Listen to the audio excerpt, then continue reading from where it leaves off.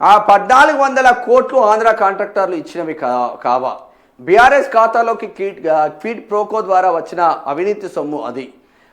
దాన్ని అమరవీరులకు పంచండి. కాళేశ్వరం అవినీతిలో అనకొండ హరీష్నే ఇంకా అనకొండ హరీష్నే ఇంకా ముందు పెడుతుంది. ఆ పార్టీ జన్మలో అధికారంలోకి రాదు. పెద్ద మనిషికి అంటించిన అవినీతి మరక సరిపోతలేదా? బతికుండగా బీఆర్ఎస్లో చేరను, నాపై ఎన్నికల కమిషన్కు 1000 ఫిర్యాదులు చేశారు.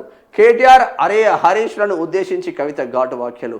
కొత్తగూడెంలో సింగరేణి పీవీకే ఫైన్ లైన్ వద్ద బాయిబాట కార్యక్రమం. తెలంగాణ ఆంధ్ర సెంటిమెంట్ను లేవనేస్తారు బీఆర్ఎస్ అంటే.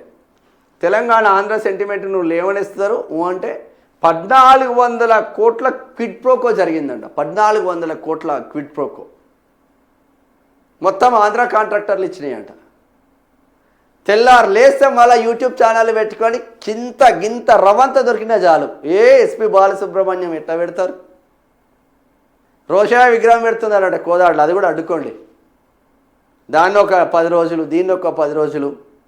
రేవంత్ రెడ్డి పరిపాలన రాకుండా, రేవంత్ రెడ్డి వర్గం కుట్రలు, ఇవన్నీ ప్రజా వ్యతిరేకత రాకుండా గమ్మత్తున్నాయి మీ అన్ని కథలు. ఇక చూడు, బీఆర్ఎస్ ఖాతాలో ఉన్న 1400 కోట్లు క్విడ్ ప్రోకో ద్వారా వచ్చినవి కావా? అవి ఆంధ్ర కాంట్రాక్టర్లు ఇచ్చినవి కాదా అని తెలంగాణ రక్షణ సేన వ్యవస్థాపక అధ్యక్షులు కల్వకుంట్ల కవిత నిలదీశారు. పార్టీ ఖాతాలో ఉన్న ఆ అవినీతి సొమ్మును అమరవీరుల కుటుంబాలకు కోటి చొప్పున పంచాలని ఆమె డిమాండ్ చేశారు. ఉద్యమకారులకు బీఆర్ఎస్ అన్యాయం చేస్తే తాము వారి కోసం పోరాడుతున్నామని, అదే ఆ పార్టీకి సమస్యగా మారిందని ఆమె వ్యాఖ్యానించారు. కాళేశ్వరం అవినీతిలో అనకొండ అయిన హరీష్ రావునే బీఆర్ఎస్ ఇంకా ముందు పెడుతుందని, ఇక ఆ పార్టీ బాగుపడదని, జన్మలో అధికారంలోకి రాదని దుయ్యబట్టారు. తాను మళ్ళీ బీఆర్ఎస్లోకి వెళ్తానంటూ కొందరు తప్పుడు ప్రచారం చేస్తున్నారని, కానీ కంఠంలో ప్రాణం ఉన్నంత వరకు మళ్ళీ బీఆర్ఎస్లో చేరేది లేదని ఆమె తేల్చి చెప్పారు. బాయిబాట కార్యక్రమంలో భాగంగా గురువారం కొత్తగూడెం పీవీకే ఫైన్ లైన్ వద్ద గేట్ మీటింగ్ నిర్వహించిన అనంతరం మీడియాతో మాట్లాడిన ఆమె కేటీఆర్ హరీష్ రావులను ఉద్దేశించి తీవ్ర వ్యాఖ్యలు చేశారు.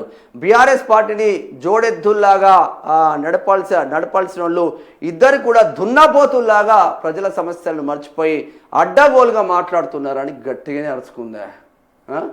1400 కోట్లు క్విడ్ ప్రోకో, నీకు నేను సహాయం చేస్తా, నాకు నువ్వు బాండ్ల రూపంలో ఇవి. 1400 కోట్ల రూపాయలు ఆంధ్ర కాంట్రాక్టర్లు తీసుకున్నారంట. జోడెద్దులు కాదు, వాళ్ళిద్దరు దున్నపోతులు అంటుంది కల్వకుంట్ల కవిత. ఎవరు? వాళ్ళ అన్నను, వాళ్ళ బావను. జీవితంలో బతుకున్నంతసేపు నేను బీఆర్ఎస్లో జైలుగాను అంటున్నది.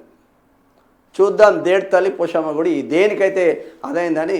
ఒక ఆడబిడ్డ యుద్ధం చేస్తుంది. మరి యుద్ధం నిజంగానే చేస్తుందా, లేదంటే ఏమన్నా మధ్యలో పొరపత్యాలు వచ్చి యుద్ధం చేస్తుందా, లేదంటే కేసీఆర్తో లోపాయికారు ఒప్పందంలో భాగంగా యుద్ధం చేస్తుందా, లేదంటే కల్వకుంట్ల కవిత ఇక్కడ రేవంత్ రెడ్డి నడిపిస్తున్నారని ఇంకొక వాదన వస్తూ ఉంది. అందుంచే ఆమె ఎక్కడికి పోయినా ఫుల్ సెక్యూరిటీ లభిస్తుంది ఆమెకు. రాష్ట్ర వ్యాప్తంగా తిరగాలి, జెండా ఆవిష్కరణలు చేసుకోవాలి. రేవంత్ రెడ్డి వెనకాల నుంచి నడిపించుకొని బీఆర్ఎస్ ఓట్లకు గండి కొట్టి ఇంకో లీడర్ను తీసుకొచ్చి అక్కడ ఓట్లకు గండి కొట్టి తద్వారా రేవంత్ రెడ్డి ముఖ్యమంత్రి కావాలి, తద్వారా ఈ లీడర్ ఆ లీడర్ ఇద్దరు కలిసి మంత్రివర్గంలోకి రావాలని పెద్ద ప్లాన్ వేసినట్టు చర్చ జరుగుతుంది. అది మరొక 2-3 రోజులలో మీకు ఆధారాలతో పాటు బయట పెడతారు.